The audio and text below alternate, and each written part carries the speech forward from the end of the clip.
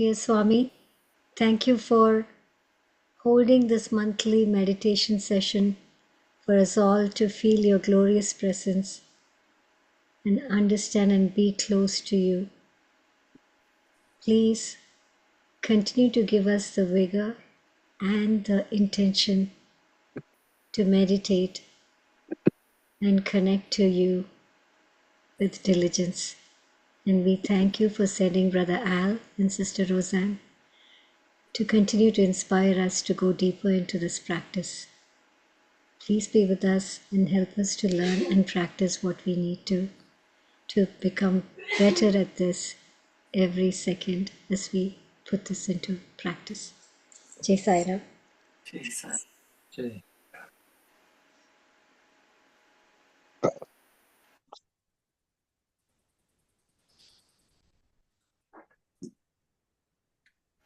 Over to you, Brother Sai Ram. Okay, Sai Ram, everyone.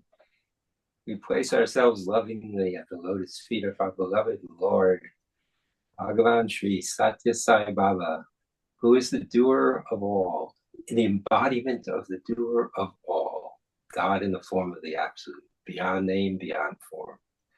That we all embody and hopefully merge in that sea, that ocean of love. And this is the process that we're all walking together, like climbing Mount Everest into the ocean, back into the ocean in this case, the mountains and the ocean. The analogy and the metaphor is real because as you climb Mount Everest, there may be 1,000 people that start at the base together, but as you get higher and higher and deeper, there are fewer and fewer people that make it into the heights, the elevations, the highest elevations. And we're attempting to do that together. The more the merrier, but we have to accept that maybe that's not for everyone. We have to accept that. But if you're here tonight, it's for you. And we welcome you and thank you for joining us. Okay, we got some very interesting quotes from Swami tonight to explore deeply together. First. With the young adults, we talked a lot about concentration. So we're going to do a little bit of Swami's teachings on that today and then go on to Advaita. So this is from the 25th of May, 1979. And Swami says, these Western people, because of the frustrations and depressions they feel due to the materialistic way of life, are propagating this type of meditation which free them from body consciousness. But according to Indian tradition, this cannot be called jhana. But some people describe jhana as concentration. So you all know from us saying it a million times that Swami says concentration, contemplation, meditation. And so he's talking about that, how concentration is not meditation. Even though some people, they think they're concentrating on something, they think they're meditating, but that's just the first step to learn how to meditate. So Baba goes on. Concentration means now I am holding a paper in my hand. I am reading this. What is there on the paper? There I find the words, District Sevadar Conference. In order to read what is printed on the paper, my eyes must be focused on the letters. I must hold the paper in my hand and I must think with my mind. So got that, it's basic concentration. You do the steps, you look at it, you concentrate on the word, and then you see the word.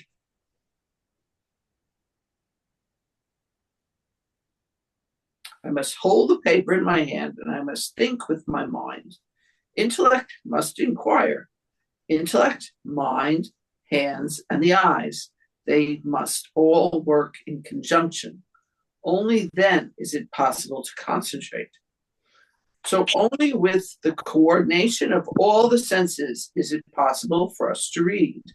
So if my mind is going, thinking about what I had for dinner, And my eye notices there's some lint on the floor that I have to pick up later. Then I can't concentrate. My mind is wandering, my eyes are wandering, or I think, oh, that's so pretty, that something. All that is like a non-concentration. It's like the wandering mind or the wandering senses. Do you want to add anything? Oh, finish the quote. Okay. So only with the coordination of the senses is it possible for us to read. Therefore, concentration is necessary for reading. Concentration is also required for writing. Another type of concentration is necessary for walking. It is not possible for us to eat if we do not have the concentration to discriminate whether an item is a papadam or a sweet, etc. To drive a motor car, concentration is essential. This concentration is below the senses, becomes a routine, a habit in daily life. In order to get this concentration, it is not necessary to undertake dhyana, meditation. So you understand what he's saying? If you're not meditating when you're driving a car or reading or writing. Therefore, concentration cannot be equated with dhyana. Concentration is below the senses. You're using the senses. Meditation is beyond the senses. We stop having the input of the senses. The mind stops babbling. It's just the peace. It's above the senses. I do want to say this. We can't force the mind to be beyond the senses. We can set up the conditions of concentration and then contemplation to get to the essence of who we are by distracting the mind with sublime thought, first concentrating the mind so that it's brought in from the world's activities of the day, then concentrated, and then it expands into the greater glory of the question of who am I and what's my relationship to God and who's God and what does God look like to me, form and name, or formless and beyond name and form, whatever it may be. And what's my relationship and who am I? That's all contemplative thought, right? And if everybody can mute themselves, appreciate it. So everybody, thank you. And so basically, it's important that we involve ourselves in the concentration first, but that's not meditation. That's preparation for meditational consciousness, which the whole process is usually named after in the Western world, but it's not having anything to do with meditation yet. And then contemplation comes. What's my relationship to the absolute? How am I here? Where did I come from? Where am I going? What am I doing now? Who am I? What's my dharma? What's my relationship to God? That's all contemplation. And then the mind just expands, and all of a sudden it can't contain the glory of that. And boop, you're beyond it. You're just in being. You're just in pure consciousness, pure existence, pure awareness. And we're not aware of a body. We're not aware even that we're aware. We just are. There's no reflection. There's no subject-object anymore. It's a oneness of love. That is meditation. And so concentration to set up the preconditions for the meditative process and meditational consciousness, which is the beyond the senses, then leads to contemplation, expansion of the mind beyond its ability to comprehend itself, which is pretty easy, actually. You think, where did the mind come from? That's it. Now you're beyond the mind. What was the source of the mind? The mind doesn't exist and create itself. Well, I'm not my thoughts and feelings. They come out of something. I can observe them. Who's the observer? These are all contemplative thought. Then the mind expands. It can't contain the reality of that. And boom, we're beyond the senses. And that could take a day, a month, a year, or a lifetime. Doesn't matter. Once it comes and you get the glimpse, you stay in that as much as you can during the day, reminding yourself, oh, I am that, I am that, I am that. Who am I? I am that. I am not this body mind. I am pure awareness. And that expands over time in your consciousness. Sooner or later, like, it becomes the thing that attracts you the most, not the material world, not the body, not the senses. This greater God self within you, within each of us, it attracts us like the sun attracts the planets. Like you get sucked into this solar vortex of God. And you don't want her to think I'm the body mind, because that's just like, it feels gross. It feels terrible in comparison. So this bliss of the absolute.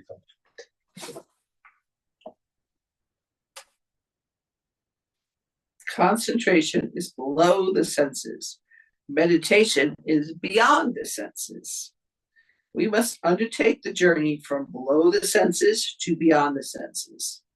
So when we set out from what is below sense, through concentration, we reach the stage of contemplation. And when we cross the limits of contemplation, we reach the area of meditation. So there are 3 stages: concentration, contemplation, and meditation. With the body, we must cultivate control of the senses. With the mind, we must undertake the growth of the soul. And with the soul, we must experience bliss. So, are there any questions about this? If there are, raise your hand or unmute. But remember to mute your mic afterward, so that everybody can have a clear experience of what we're doing tonight. Does anybody have any question about this?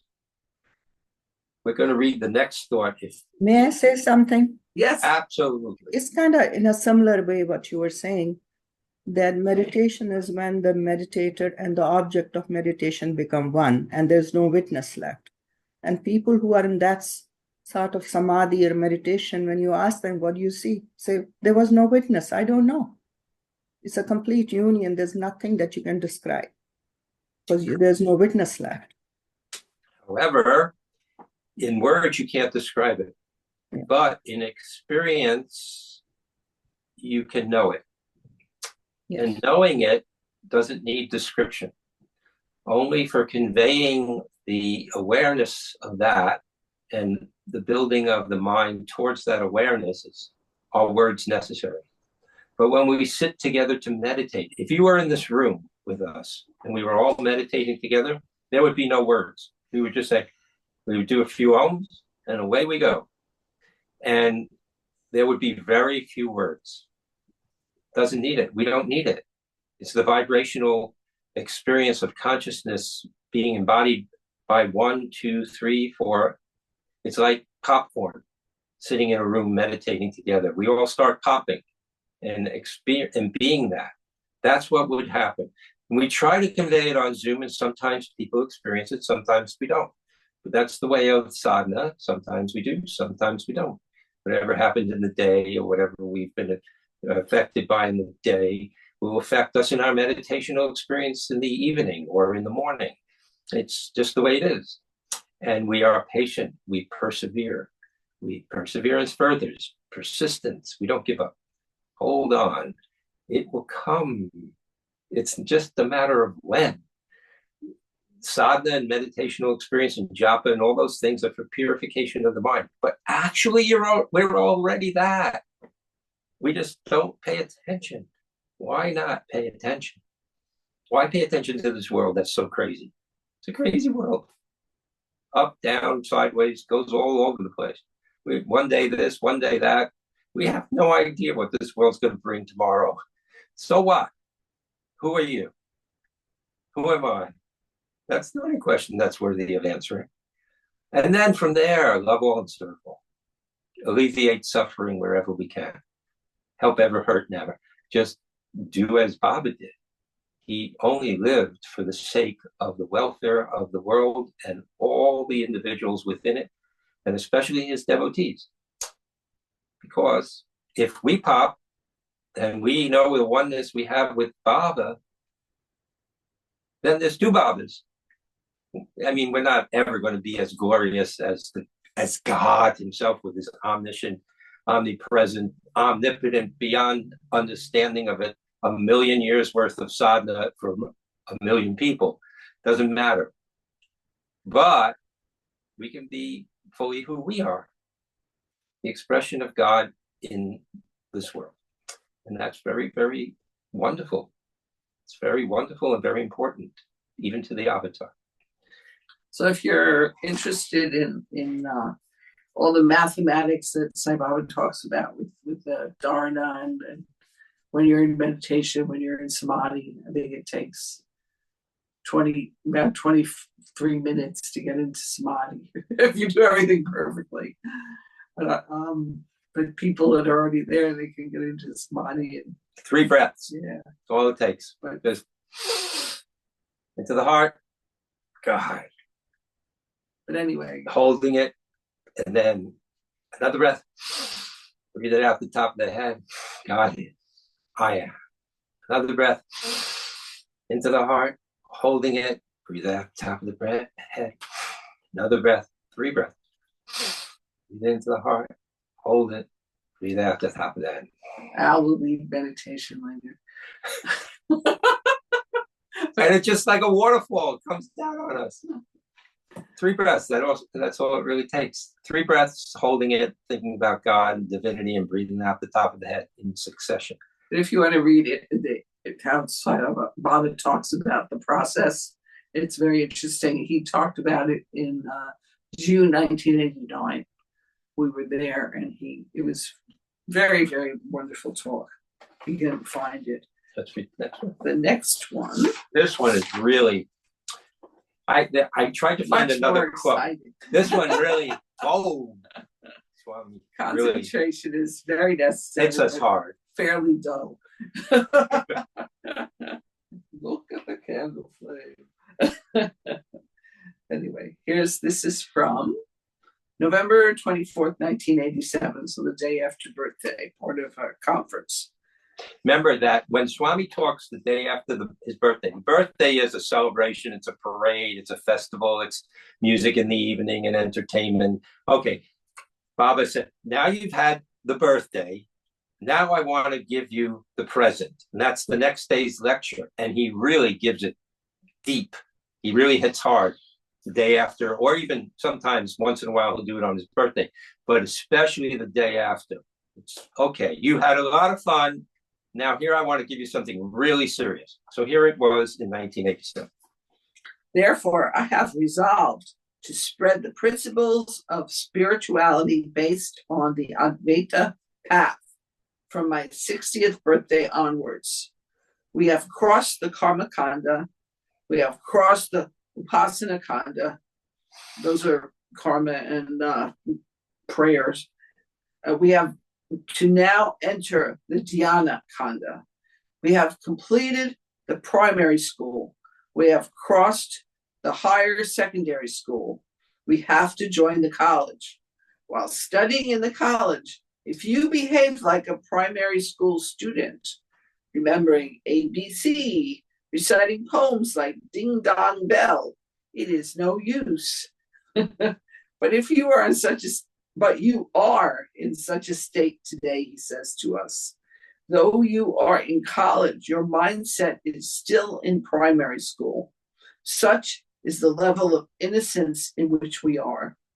Therefore, from today onwards, you should not only follow, but spread Advaita. It is in this context, some changes in the form of additions and modifications in this conference. Changes made are not based on individuals, not based on their behavioral practices, and not on your influence. They are based primarily on the circumstances prevailing in the world today. It is the need of the hour. Everybody here has been practicing dhyana for as long as you've been a part of this group. We've been in college. Not time to graduate quite yet, but it's definitely time to take these dhyana studies and the dhyana meditation seriously, very, very seriously. And I hope that everybody here is practicing daily at home for at least 30 minutes once a day. And Swami says twice a day for 30 minutes is even better. Why that? Because after 23 minutes of practicing meditational processing consciousness, the brainwave functions, left and right hemispheres synchronize, the front and the back of the brain function synchronizes. And around 23 minutes, what they call samadhi is a whole brain synchronization. Now, if it doesn't happen in 23 minutes, it could happen in 25 or 26 or 28 or 29 or 30. For some, it happens in 10 or less. For Swami, he's always there. So once you sit in that process for a few minutes while your whole brain is synchronized, you synchronize with the entire universe, the cosmic energy pulsation of the universe. They otherwise call that string theory. But the fact of the matter is, there's a pulsation, a heartbeat in the entire universe. It's God's heartbeat. And that heartbeat within us and our brain functions synchronize with that. And then instead of this universe, you're in the absolute. You're in the heart of God, the golden ocean of love. And beyond that, it's the absolute. So the celestial universe, the whole physical universe is only an egg shape, the lingam. That's what it symbolizes, the entire physical universe. Swami Shiva Lingam. And he holds it like this. It's the entire universe. And it sits in this vast causal ocean of the celestial ocean of the heart of God, love beyond compare, this golden essence that spreads out through all creation and is started by the Om. It came out of the Om. And when you take the Om and go back to it, and then take the source and think, I am that. I was never born. I will never die. I am eternal being of love. And love is God, and God is love. What else is there? The whole thing is that. So I will not ever talk about anything that I haven't directly experienced. So this we have directly experienced. So please understand, you predate the entire universe. You, as a embodiment of love, are before the Big Bang. And everything that happened after the Big Bang, we got distracted by. Why identify with the Big Bang instead of with the source of the Big Bang, the eternal you that was never born and will never die? That's Advaita. That's what Swami wants us to focus on now. It's nice to do bhajans, name and form, nice to think about, worship the form, great. Bhakti is fantastic.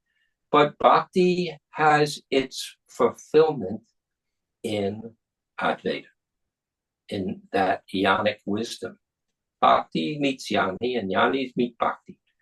You can't be in God without both. It's impossible.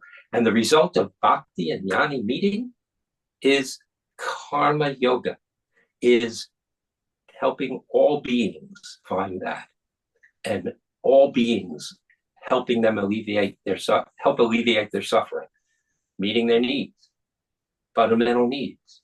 That is the result of yani and bhakti meeting together, karma yoga. And the result is Raja Yoga, the royal oneness of love. What else is there? So that's what Swami's saying in this. Focus on that. Now, a warning, if you, I hope everyone here experiences everything that Al is talking about, and because it's real, it's our reality. The only thing that we're really aware of, because we've seen people really mess their lives up, is the minute you think, I'm free, I'm liberated, the mind has come back in and you're not. And we know people that, they were in samadhi for days. There were days of newspapers at their door, and they weren't liberated. They're yogis that have their fingernails grow through their fingers because they were in samadhi so long, and even they weren't liberated. Although Robin Maharshi got liberated in 45 minutes as a 16-year-old, but he still spent 20 years working on it after. The minute that we think we're something, it's thinking. We've become nothing. Literally, we're just the ego. I'm talking about that type of nothing. In the minute we think we're something, we've lost the game. And the biggest ego is the spiritual ego. Yeah. Baba talked to me about gurus and different gurus. He talked to other people too about that. And he said, oh, big beggar, big this, big that. You know what, Swami? Very bad. Shivananda in Rishikesh. The great Shivananda in Rishikesh, who Swami went and visited when he was like 32 or something like that. Maybe even younger. I'm not sure exactly the year. When Swami went to see him, he fell at Swami's feet. And he sat there, and Swami made a japa mala for him. And all the devotees of Shivananda looked at him like, what? You're the Brahman. You're a Brahman incarnate. You're one with Brahman. Aham Brahmasmi. Shivananda was really that. And yet, you fell at the feet of Satya Sai Baba, who's only 30-something, young 30s. What? And Shivananda said, when Krishna is on earth, everyone falls at the feet of Krishna. Sri Aurobindo did the same thing. You know when he went into silence and seclusion in Pondicherry? The day that Satya Sai Baba was born. He said, Krishna has come to earth. No need for me to give any darshan or anything like that. And he retired to his room, went into silence and wrote books. That's when he did it.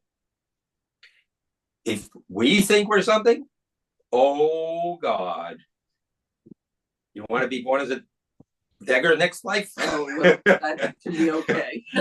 You want to be going, so Om Sai Ram, outside the gates of Prashanti Nilayam? I'm not saying those people are that. I'm just saying the biggest ego is a person who thinks they're spiritual and they think they've made it. That is supreme danger. Yeah. And usually they don't have anyone that they could listen to, to say this is only a first step. Unfortunately, and then they collect devotees and they start ashrams and they have problems. Everybody here knows you are not the mind, you are not the body, you are not your thoughts, you are not your feelings. You're already liberated. If you know that, you're liberated. That's it. This lifetime, you don't have to come back. That's all it takes. But that's kindergarten liberation. And it doesn't mean you should start an ashram of your own. You got, after that, you want to see, everybody's God. I'm God, you're God. Okay. Do I acknowledge the God within you? Do I treat the person that beats me up, hates me, when I have to talk with them or interact with them? Do I treat them like I do Sai Baba or Jesus?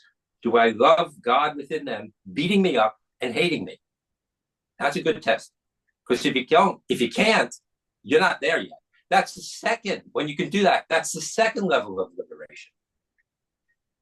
Okay, maybe you pass that test. That's great. You see God in everyone. You treat everybody as God. You know everything, and you're God. Everybody's God. Oh, terrific. That's like middle school. And it has to be permanent. It can't be for a week. Can't come and go. It's like today I do it, tomorrow I don't. This guy who cut me off. That's not good. So next, what happens next? The dots connect. Aham Brahmasmi. I am that. Everything is that. We are that. There's nothing else but that. Aham Brahmasmi. Everything is Brahman. Okay. All right, great. All right. 21 days of that. You sit by yourself. You don't talk. Don't eat. You're gone. Now, that's third level liberation. That's kind of selfish in a way. What? You got your liberation. Now you're going to leave everybody else behind? Oh, really great. Those people have to come back. We're talking about stuff we haven't experienced yet. Right. Fourth level, nature, you live it. No matter what the sacrifice, you're unselfish, you don't have any desire. People coming, God comes through people and gives you what you need. If you don't get what you need, you just sit and wait. And if you leave, that's God's will. If some people give you food, that's fantastic. You don't ask for anything, you don't want anything, you're not attached to anything, and you're living that on a daily basis. That's full liberation lived on earth. And then there's the avatar after that. And, we're one with that. And okay, I outlined the whole thing. Does anybody here think that they've made it yet? Not me. and not me. And you can even ask Roseanne, and she'll tell you. So, but that's what has been explained to me by Swami. That's been explained to me by my teachers who Swami sent to, who are fully liberated. And I'm not going to go into them because this is the SSSIO international organization, and that's very important to stay with. In fullness, Swami, because there is no one greater. Somebody went to some famous guru who was sitting on Swami's veranda. And everybody else was going to this guru who was sitting in the, Darshan area. A lot of people, a lot of side devotees, especially in America, went. Swami didn't say anything to them. He just said, go if you want. But to this person who was very close to Swami for many years, who was sitting on the veranda, he went up and said, "Why do you need her when you have me?" And later, people found out that her, and I'm not going to say who it is, wasn't exactly kosher. Let me put it that way. But nevertheless, Swami, we have Swami. We have Swami. Swami has us. He chose each and every one of you for a reason. That took thousands of lifetimes to get to this point. The triple avatarship. Never going to happen again in the universe, never happened before. That's what Sai Baba said to everybody. Triple avatarship, once in a universal lifetime. Once in the entire lifetime of the universe. And you're a part of it. Take this seriously. Whatever bad habits you have, whatever bad habits I have, whatever bad habits we all have, give them up now. Don't hesitate. Do it, as Swami would say. And follow his teachings as best you can. We're human beings. We're not going to be perfect. Pick yourself up and march on when you fall down, just like Jesus under the cross did. This is the challenge. This is your destiny. This is our Dharma. This is the golden age of love that we help not create, that's Swami's job, witness, to be a part of, and foster with the people that Swami sends to us who meet us. Be a Sai Baba example of love. Okay. So you're deep into that meditation you started. Okay, terrific. I get to do the easy part of the kindergartner meditating process. All right, let's go. Oh.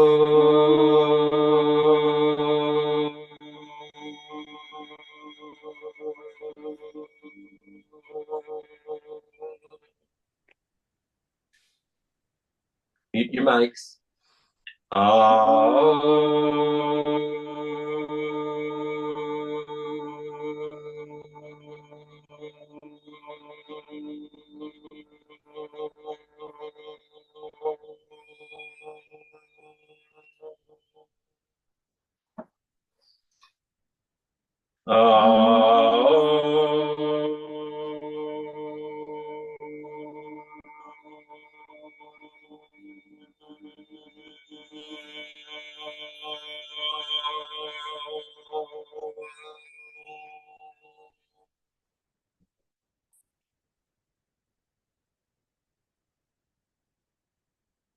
Check out your body. Make sure that it's relaxed. Let go of the tension. Let the shoulders droop. Let the stomach protrude. Let the thighs fall into the floor. Keeping the back comfortably straight. Head comfortably erect. Let's start off with the most basic beginning meditational process. So breathing in through the heart center, as if you have a nose in the center of your chest where you point to yourself as me, holding the breath as long as you've breathed it in. And then breathe out thinking hum, H-U-M. I am that I am. That's what so hum means. It's over 25,000 years old, this mantra. We don't know when it first began.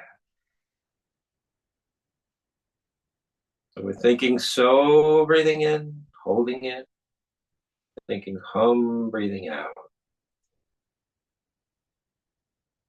When other thoughts come, let them go. Just come back gently, easily, effortlessly when you notice your mind's wandered off into other thoughts without judgment or criticism of the mind for wandering. So,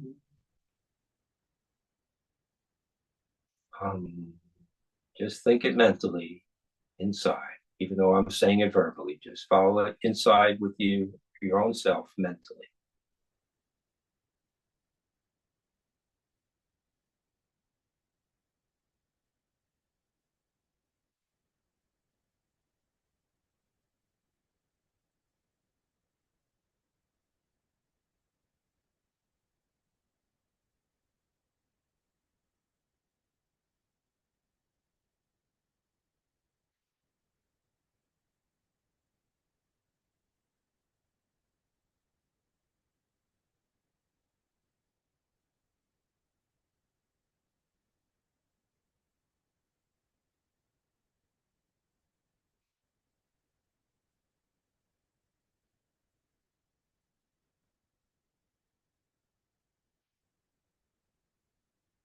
Keep letting go of the worldly thoughts, the worldly feelings, the world's day that came to you today, yesterday, ever before, and thereafter.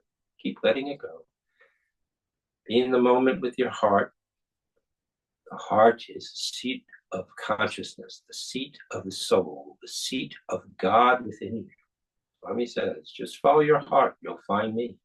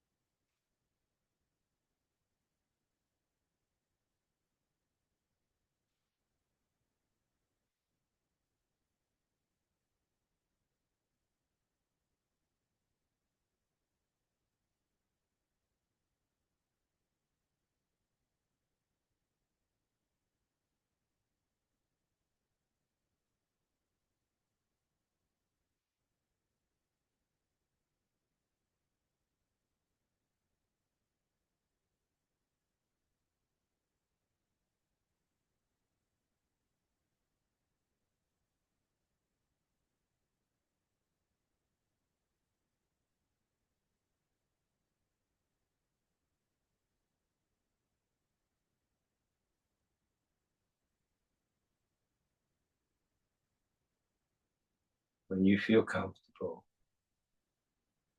let this so hum turn into the breath of love. So breathe in through the heart center of love or peace. It is hard to feel love, just peace. Breathe it in, hold it, make sure you hold it. Patanjali's yamas and niyamas include this holding of the breath called pranayama in meditation. Quiets the mind. Then breathe out everything else. Let it go. Everything that's a stress waste of the day and the life, stress of living on earth, let it go as you breathe out, just as you do carbon dioxide through the heart center still, as if we have a nose there. Heart is opening wider and wider the longer you stay breathing through the heart. This love, this peace, this God awareness.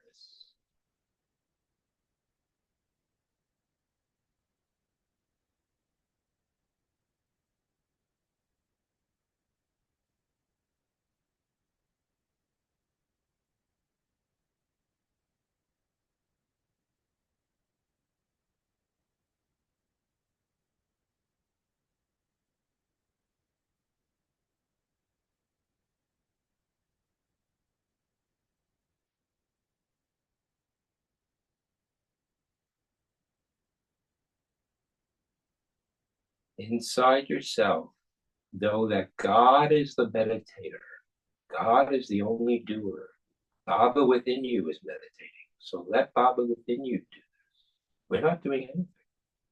Can we control our breath or not breathe for as long as 5 minutes? God will start it up again. So God's the only doer. We can do a little bit, but God does everything all the time. Just lets us think we're doing a little bit. But in this case, let God meditate within you. Surrender all the doing to God within you meditating. God, you meditate within me. You bring me home.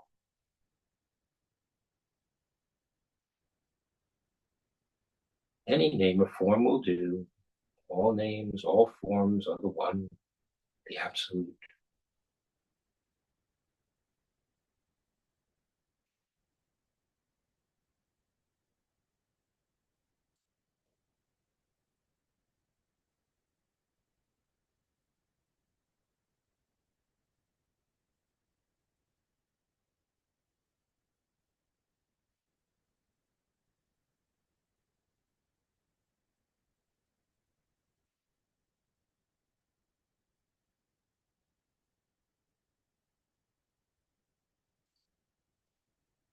Keep letting go as you exhale. Let go of everything that we feel stressed about. Everything that we feel hurt us. Whatever comes to mind, breathe it out, give it to God in the exhalation.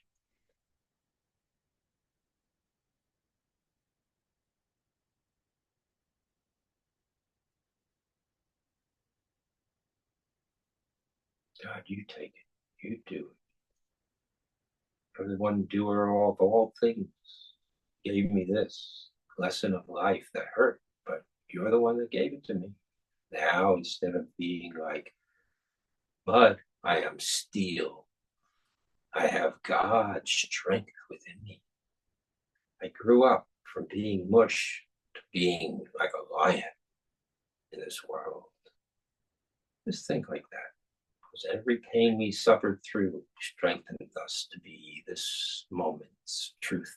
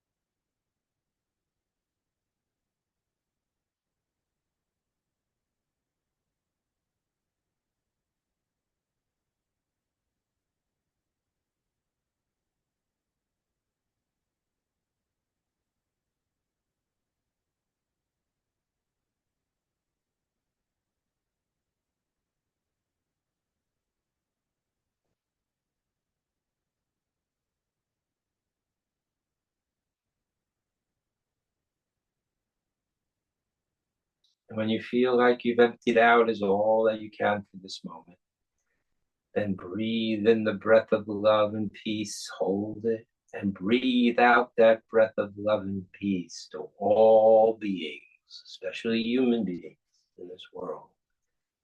Don't go to other universes or the galaxies. Just this world's enough to work on for now. No need for all that celestial circus. Just beings of love.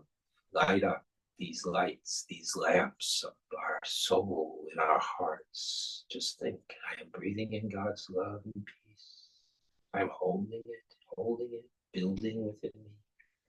Then I breathe out to all beings, great and small. May their light of love, their God lamp within their hearts and minds, may it be lit. May their awareness be free. May there be peace on earth and happiness, love incarnate for all beings. And whoever comes to mind, especially, there'll be people coming to mind. See them in this as well. This is the real purpose of meditating. Not just your own selfish liberation, but so that you may love deeper and more real each and every moment of our lives, increasing in unconditional and unselfish love.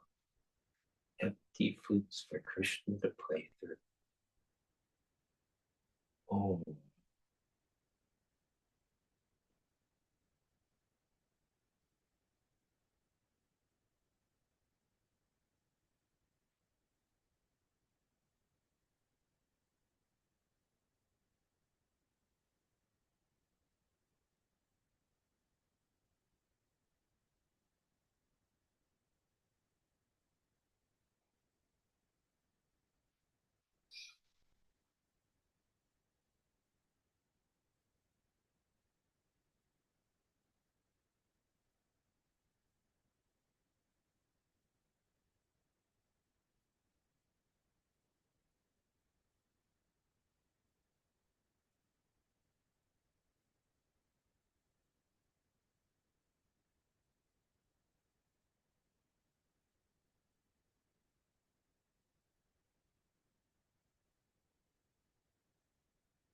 Now imagine that your favorite form of God is seated within your heart.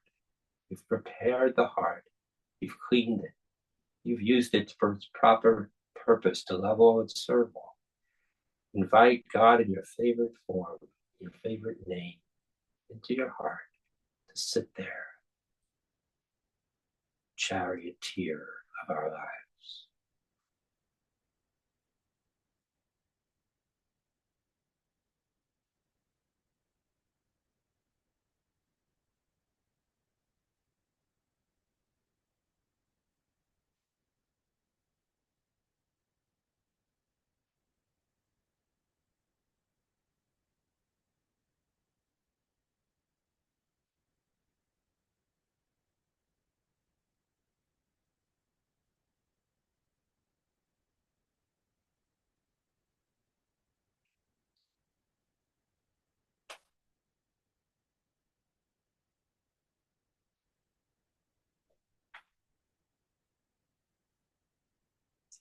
Now take 3 breaths into the heart.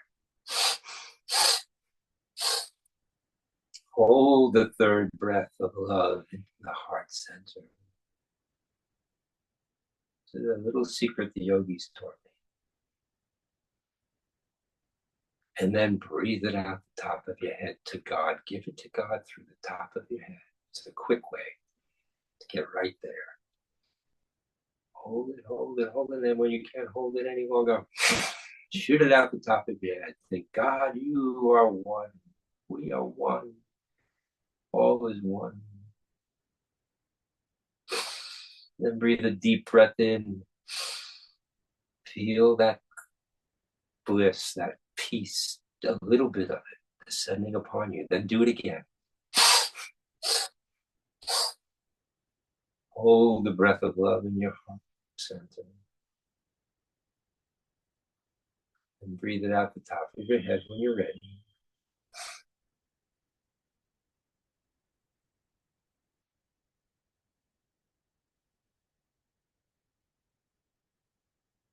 Before you breathe the next breath, just feel the peace descending upon you. And one more time, breathe in that breath of love from the top of your head, from where it came raining upon you just now. And then breathe 3 times again. Hold the third breath as long as you can, and when you feel like that's good enough, breathe it out. Shoot it out the top of your head this time.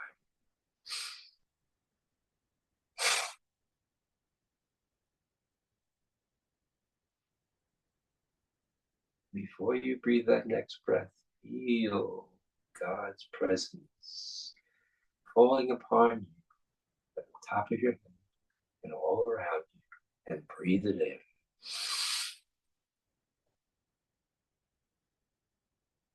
And then breathe this breath of love that God gave you to all beings as you breathe out. Love, peace on earth. God on golden age of love. Dawning and growing in brilliance through the day of God.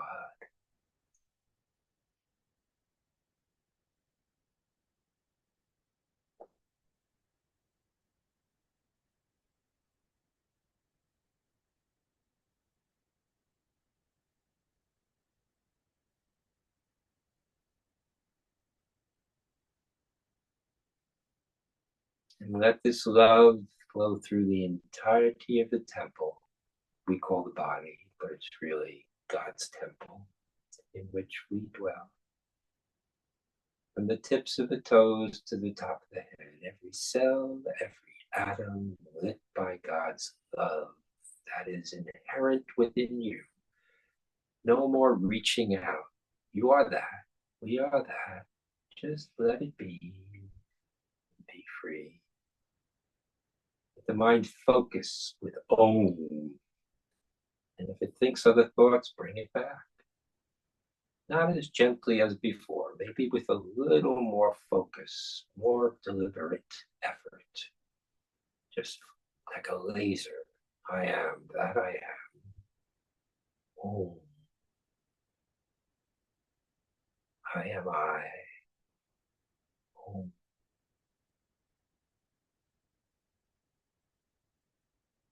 Let it fill these temples full. Let these chalice cups fill to overflowing. Golden light of love. God's presence within.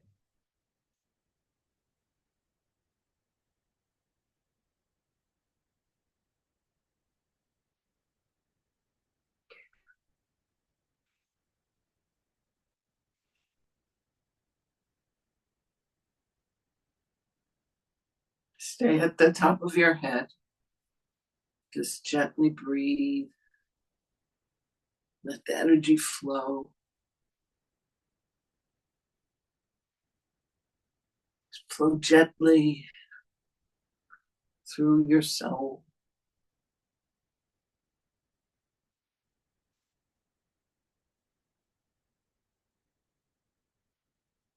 Feel rejuvenated.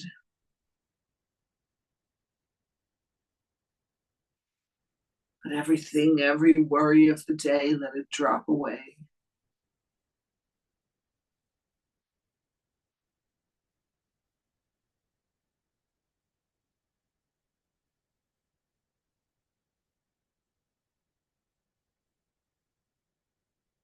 We gave it to God this morning. God carries our burdens through the day. Just this few moments, don't take it back. Just let God's essence flow through the top of your head with each breath. Just feel free. There's nowhere to go, nothing to do, no one to be. Just breathe.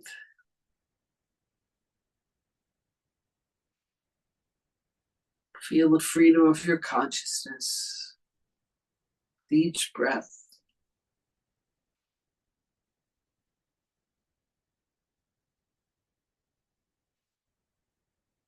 Sit in this divine silence.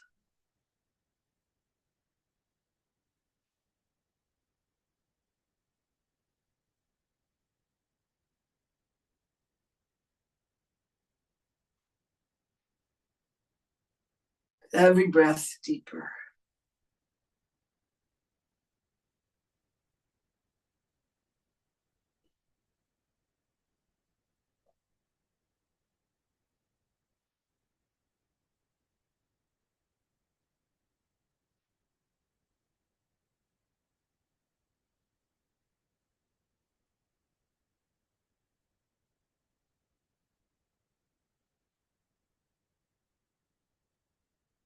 I am that.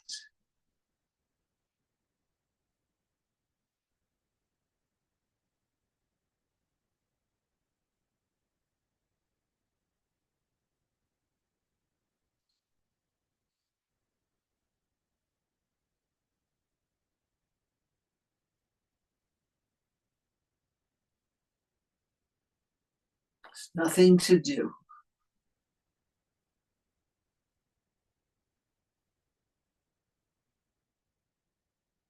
I am that.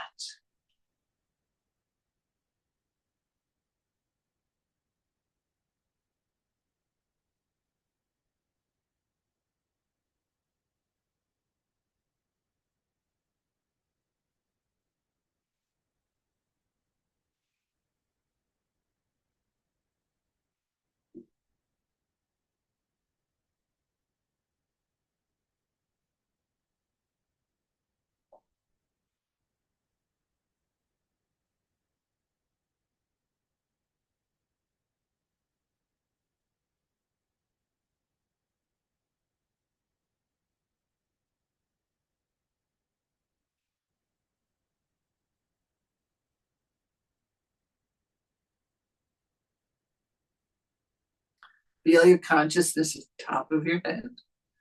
Just let this wonderful divine love flow.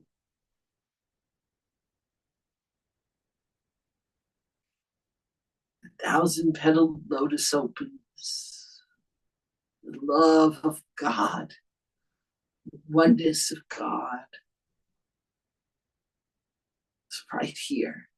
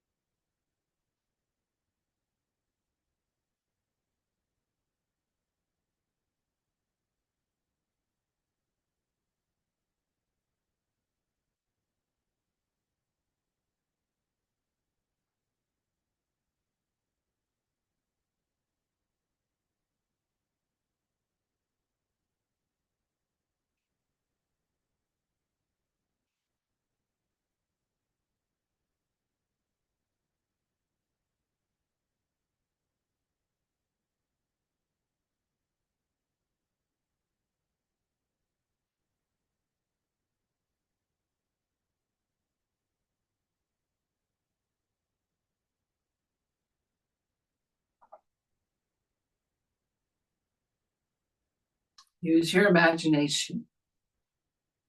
Expresses the reality. Imagine this beautiful 1,000-petaled lotus shining at the top of your head.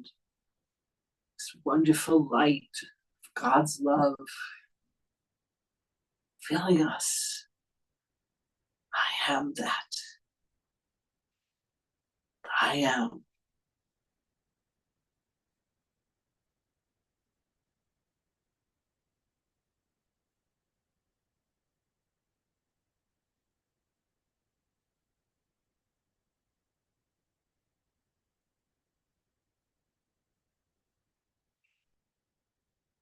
I am Sat Chit Ananda.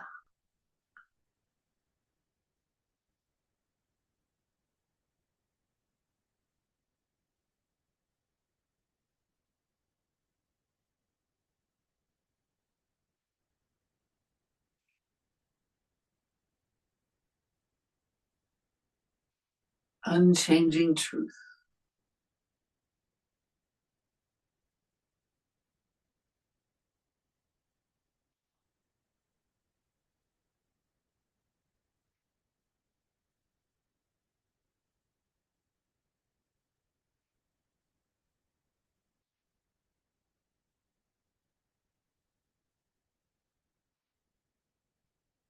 Divine awareness.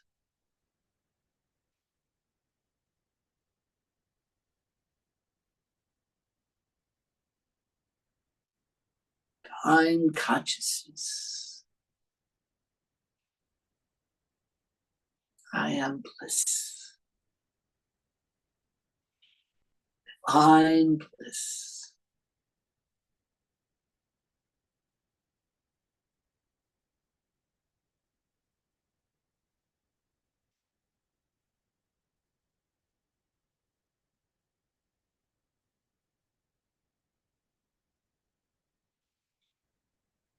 What is there that I could ever want?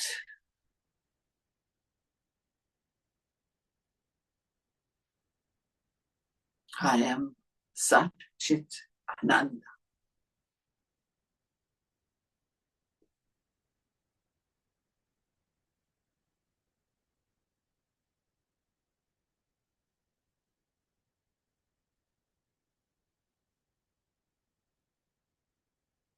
Feel it with your whole being.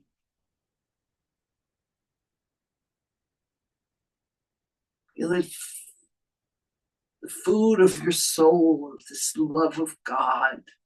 This divine essence is flowing into us. We are eternally free.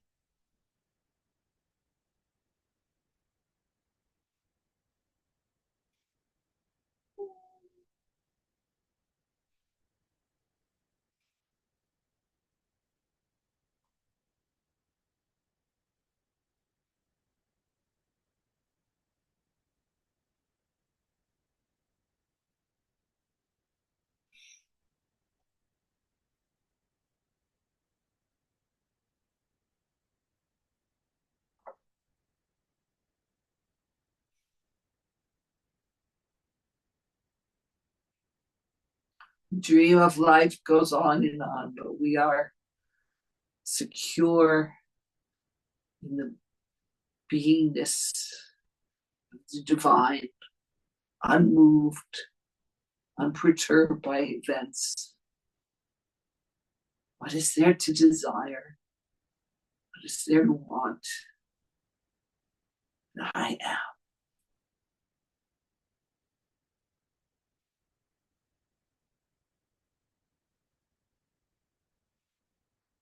Expand out this wonderful divine love.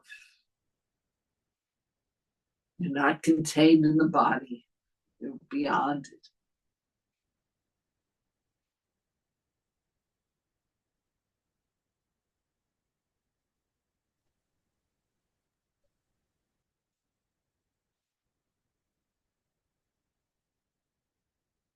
Feel this wonderful divinity flowing all through us, out into the universe.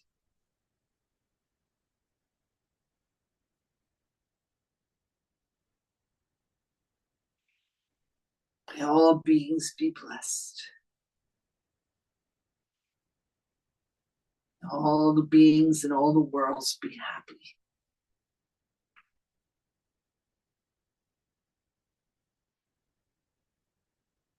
Feel it flowing. Feel this oneness. Feel this love.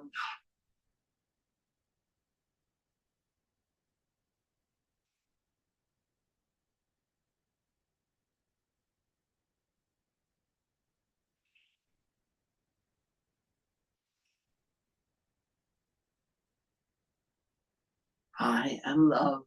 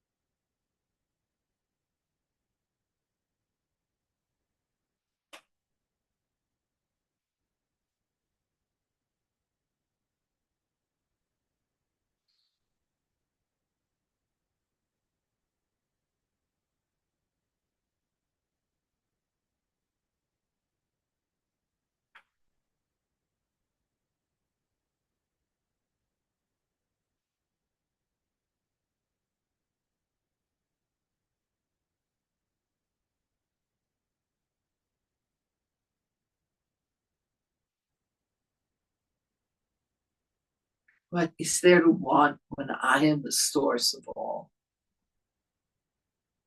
I am. I am that.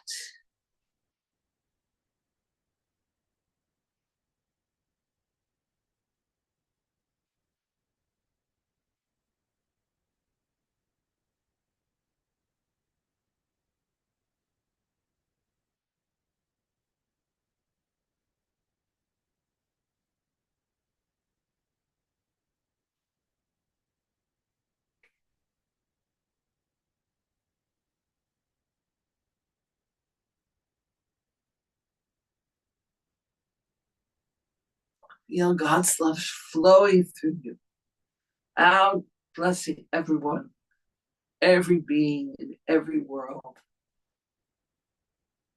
Because it's not ours, it's God. It's the divine God's essence flowing, flowing and flowing through the universe, through every universe, every being.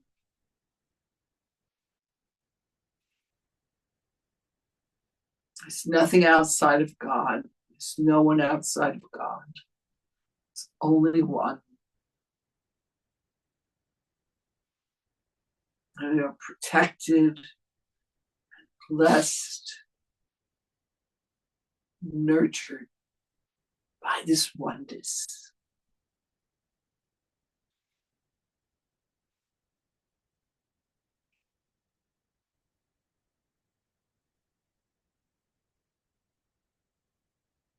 As we evolve, all beings evolve. As we love, all beings love. As God is doing it.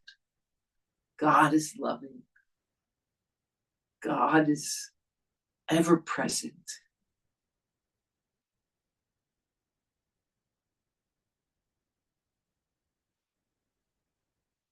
Our little bodies and minds can't do anything, but God does everything.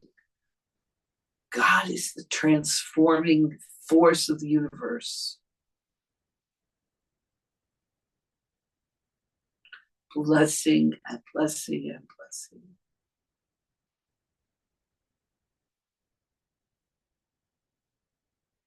Accept this blessing. Accept it totally. We do nothing. Let God give every bit of love that we ever wanted.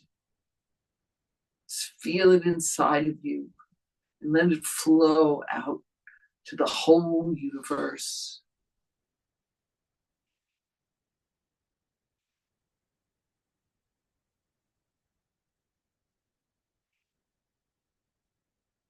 The great mystery of God and love.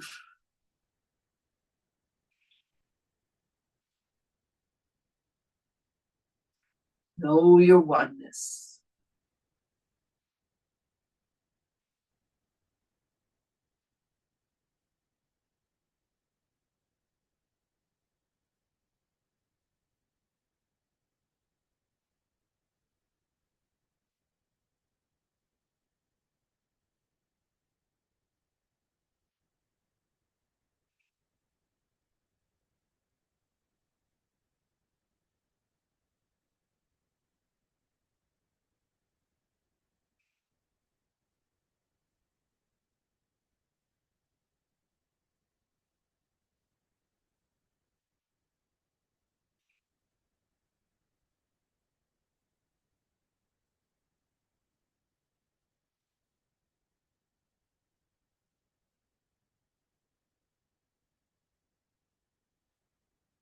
If anyone comes into your mind now, just send them this wonderful divine love. Know that you do nothing, only God does it. Just let it flow into whoever comes into your mind. This love.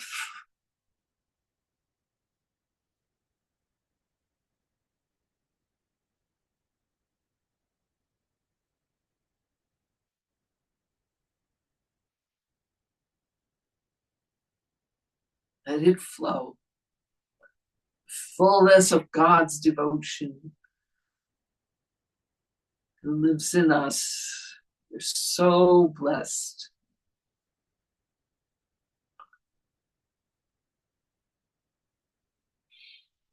Now, very slowly and gently, as we bless everyone we think of, we're going to come back into our bodies very slowly. Notice how expanded you are now. Bring all this wonderful divinity into the human form, to the 5 sheets. Feel the bliss.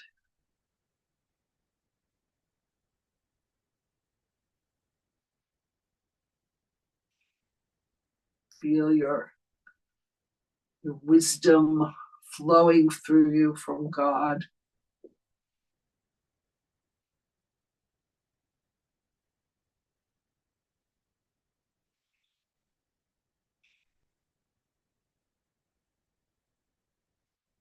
We know that we do nothing, that God is the doer.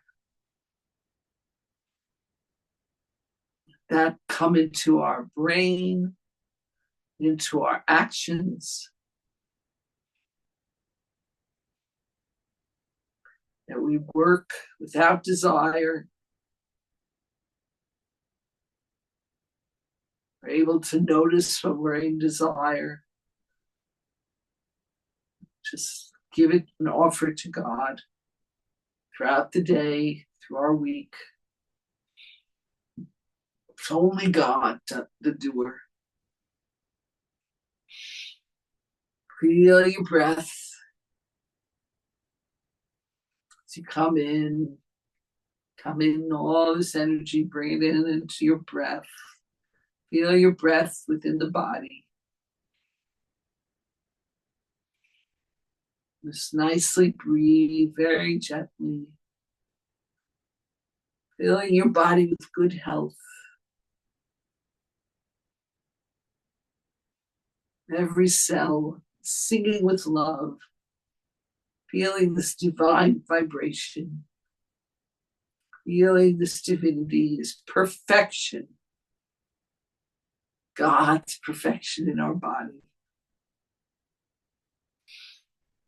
Let's offer our body and everything we do, our minds and thoughts, our words to God. Let's be an instrument to work. So you keep breathing, gently breathe.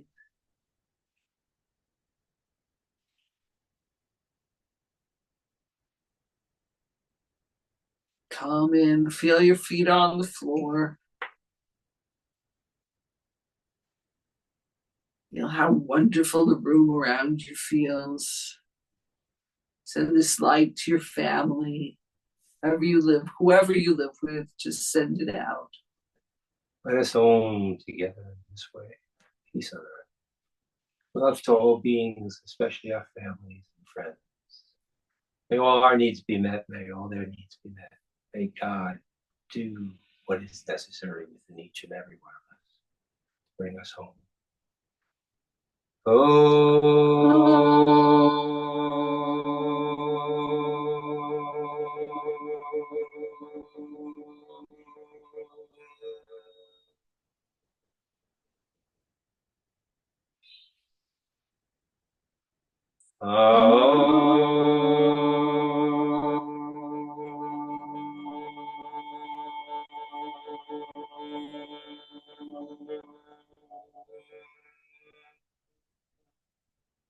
Picture the world, a golden globe of love between your hands.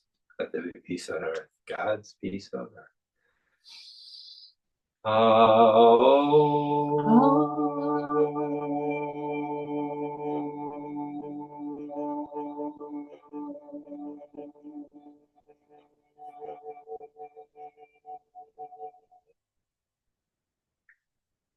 Shanti, Shanti, Shanti.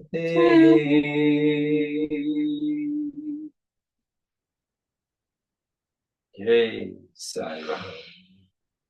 You can open your eyes.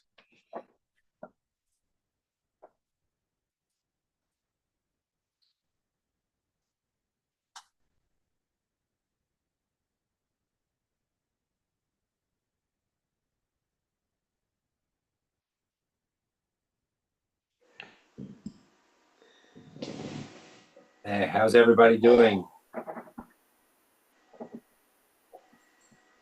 Great. Thank you so much, as always.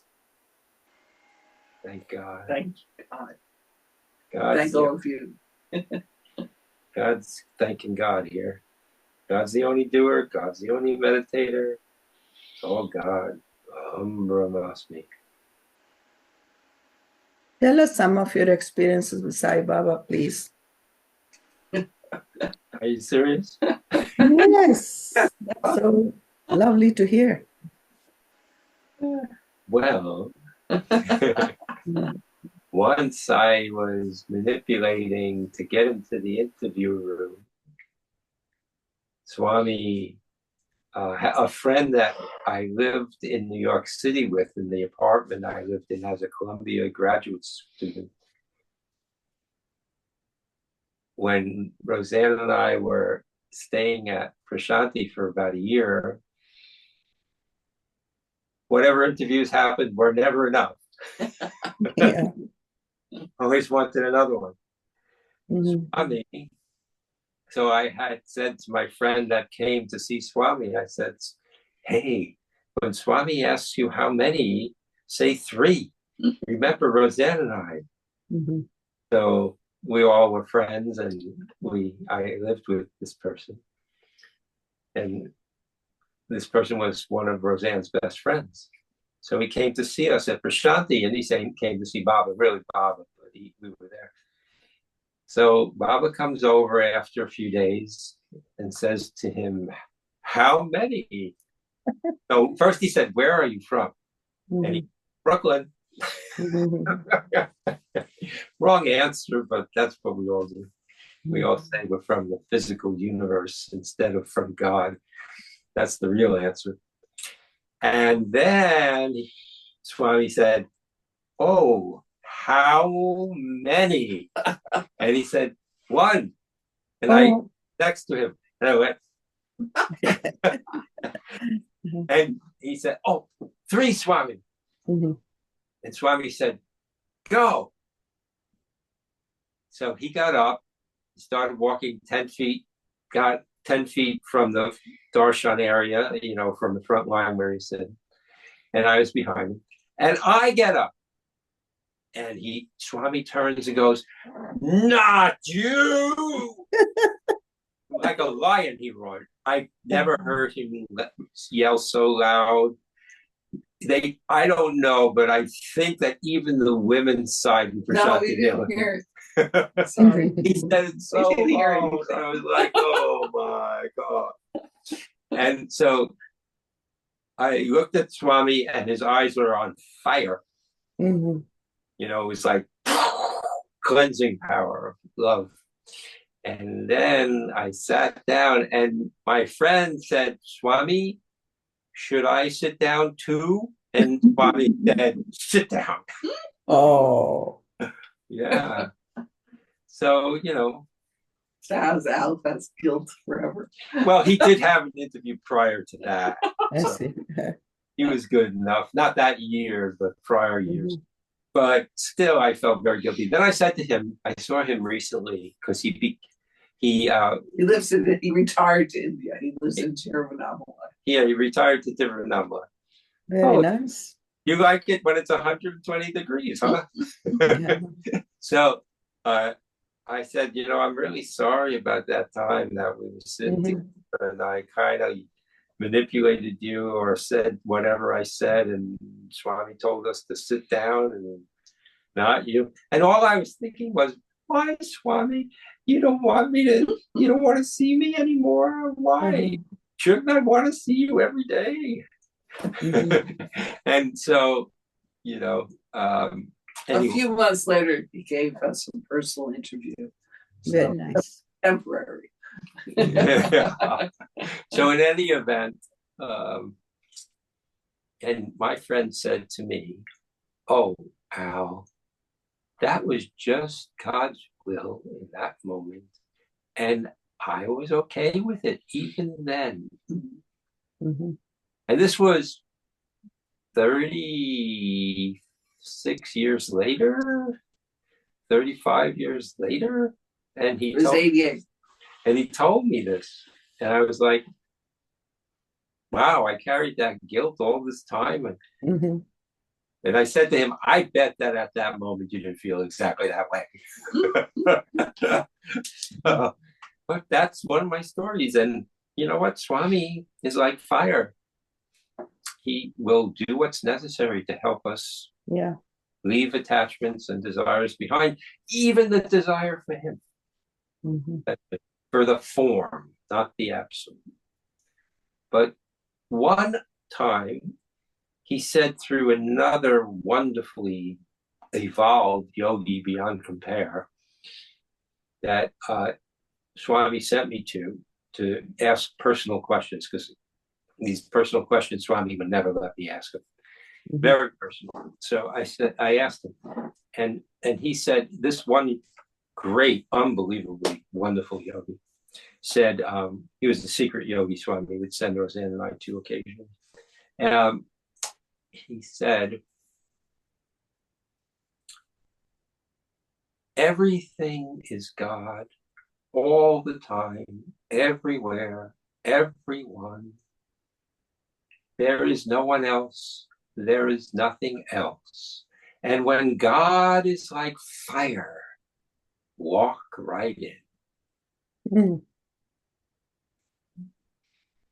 That's the best. That's the yagna that purifies. Yeah. Shirdi Sai Baba used to be like that a lot. Yeah. You know. Yeah. Thanks for asking. Mm. Anybody else?